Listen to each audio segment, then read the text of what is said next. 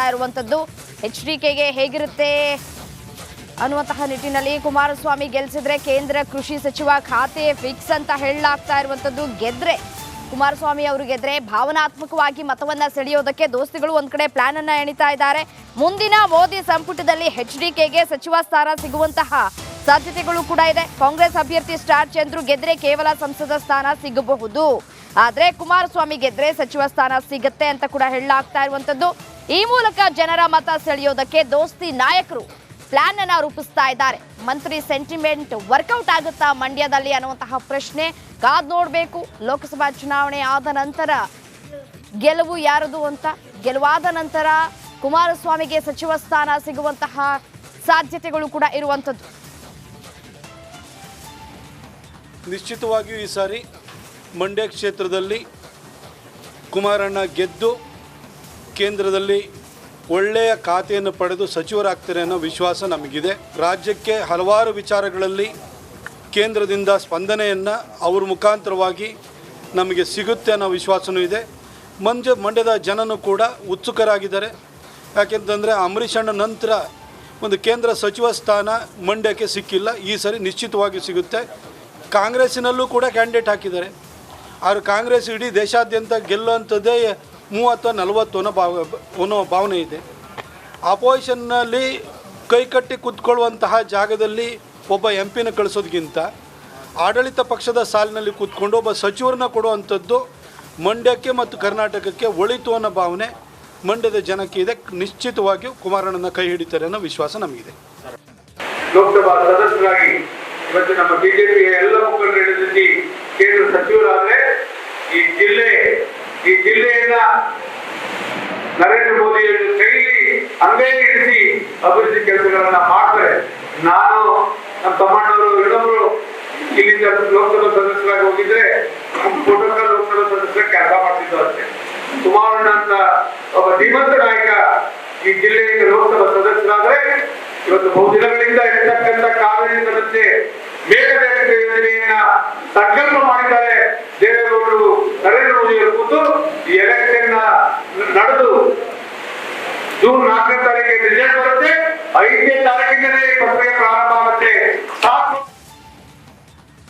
ಈ ಕುರಿತು ಮತ್ತಷ್ಟು ಡೀಟೇಲ್ಸ್ ಕೊಡ್ತಾ ಹೋಗ್ತಾರೆ ನನ್ನ ಕಲೀಗ ಆನಂದ್ ನೇರ ಸಂಪರ್ಕದಲ್ಲಿ ಜಾಯಿನ್ ಆಗ್ತಾ ಇದ್ದಾರೆ. ಏನು ಆನಂದ್, ಇನ್ ಕೇಸ್ ಏನಾದ್ರು ಕುಮಾರಸ್ವಾಮಿ ಅವರು ಗೆದ್ರೆ ಕೇಂದ್ರ ಕೃಷಿ ಖಾತೆ ಫಿಕ್ಸ್ ಅಂತ ಕೂಡ ಹೇಳಲಾಗ್ತಾ ಇರುವಂತದ್ದು, ಮಿನಿಸ್ಟರ್ ಖಾತೆಯನ್ನ ಕೊಡ್ಲಾಗತ್ತೆ ಅಂತ ಹೇಳಲಾಗ್ತಾ ಇದೆ.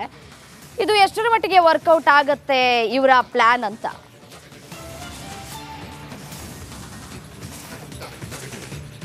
ರಮ್ಯಾ, ಮಂಡ್ಯದಲ್ಲಿ ಬೇಸಿಗೆಯ ಬಿಸಿಲಿನ ಕಾವಿಗಂತಲೂ ಕೂಡ ಲೋಕಸಭಾ ಚುನಾವಣೆಯ ಕಾವೇ ಜೋರಾಗಿದೆ ಅಂತ ಹೇಳಿದ್ರೆ ತಪ್ಪಾಗ್ಲಿಕ್ಕಿಲ್ಲ.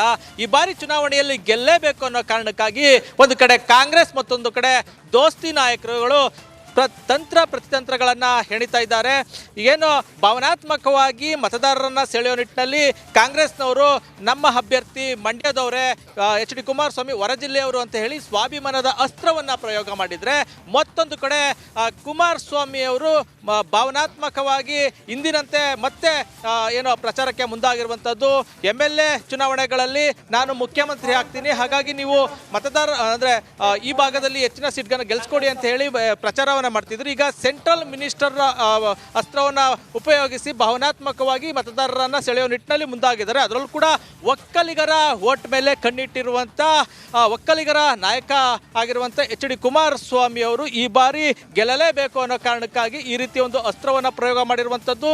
ಪ್ರಚಾರದ ಸಭೆಗಳಲ್ಲಿ JDS ಹಾಗೂ BJP ನಾಯಕರುಗಳು ಕುಮಾರಸ್ವಾಮಿ ಈ ಬಾರಿ ಗೆದ್ರೆ ಕೇಂದ್ರ ಸಚಿವರಾಗ್ತಾರೆ, ಅದರಲ್ಲೂ ಕೂಡ ಕೃಷಿ ಸಚಿವರೇ ಆಗ್ತಾರೆ, ಹಾಗಾಗಿ ಒಳ್ಳೆ ಕೆಲಸಗಳನ್ನು ಮಾಡ್ಬೋದು. ಕೇವಲ ಸಂಸದರಾದರೆ ಏನು ಪ್ರಯೋಜನ ಇಲ್ಲ, ಸೆಂಟ್ರಲ್ ಮಿನಿಸ್ಟರ್ ಆದರೆ ಸಾಕಷ್ಟು ಕೆಲಸವನ್ನು ಮಾಡ್ಬೋದು. ಮಂಡ್ಯ ಕೂಡ ಅಭಿವೃದ್ಧಿ ಆಗ್ತದೆ, ಜೊತೆಗೆ ಒಕ್ಕಲಿಗ ನಾಯಕನೊಬ್ಬ ಕೇಂದ್ರ ಸಚಿವನ ಆಗ್ಬೋದು ಅನ್ನೋದು ಒಂದು ಅಸ್ತ್ರವನ್ನು ಮಾಡ್ತಾ ಇರುವಂಥದ್ದು. ಅದರಲ್ಲೂ ಕೂಡ ಏನೋ ಅಂಬರೀಷ್ ಆದ ನಂತರ ಇದುವರೆಗೂ ಕೂಡ ಕೇಂದ್ರ ಸಚಿವರು ಮಂಡ್ಯದಿಂದ ಯಾರೂ ಆಗಿಲ್ಲ. ಈಗ ಆ ಅವಕಾಶ ಸಿಕ್ಕಿದೆ, ಹಾಗಾಗಿ ಮತವನ್ನು ಹಾಕಿ ಅಂತ ಹೇಳಿ ಒಕ್ಕಲಿಗರನ್ನ ಭಾವನಾತ್ಮಕವಾಗಿ ಸೆಳೆಯುವ ನಿಟ್ಟಿನಲ್ಲಿ ಒಂದು ತಂತ್ರಗಾರಿಕೆಯನ್ನು ನಡೆಸ್ತಾ ಇದ್ದಾರೆ. ರಮ್ಯಾ, ಧನ್ಯವಾದ ತಮ್ಮೆಲ್ಲ ಮಾಹಿತಿಗಾಗಿ ಆನಂದ್.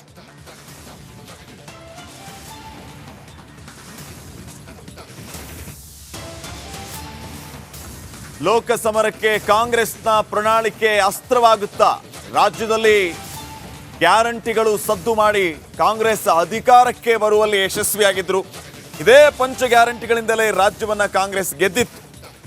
ಲೋಕಸಭೆಯನ್ನ ಗೆಲ್ಲೋದಕ್ಕೆ ಪ್ರಣಾಳಿಕೆ ಬಿಡುಗಡೆ ಮಾಡಿದೆ ಕಾಂಗ್ರೆಸ್ನಿಂದ ಮತ್ತೆ ಪಂಚ ನ್ಯಾಯದ ಅಸ್ತ್ರವನ್ನ ಬಳಸಲಾಗಿದೆ.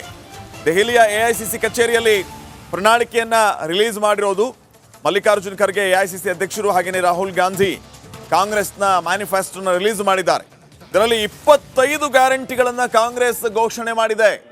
ಒಂದಲ್ಲ ಐದಲ್ಲ, ಬರೋಬ್ಬರಿ 25 ಗ್ಯಾರಂಟಿಗಳನ್ನು ಕಾಂಗ್ರೆಸ್ ಘೋಷಣೆ ಮಾಡಿರುವಂಥದ್ದು.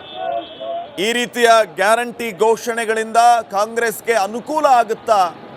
ಈ ರೀತಿಯ ಒಂದು ನಿರೀಕ್ಷೆಯಲ್ಲಿ ಕಾಂಗ್ರೆಸ್ನವರು ಇದಾರ ಅನ್ನುವಂತಹ ಪ್ರಶ್ನೆ ಈಗ ಮೂಡ್ತಾ ಇದೆ.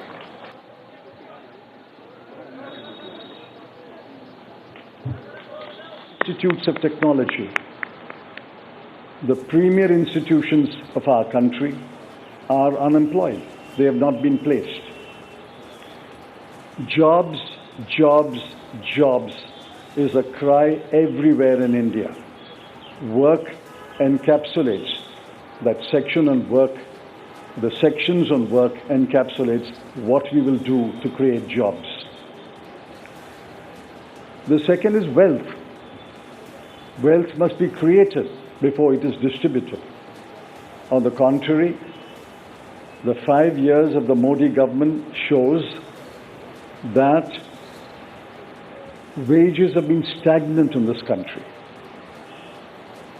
The average income of the bottom 50% has either remained stagnant or diminished or decreased for the bottom percent. Wages have been stagnant in this country. The average income of the bottom 50% has either remained stagnant or diminished or decreased for the bottom percentiles. We have to create wealth, and that can only be created by growth.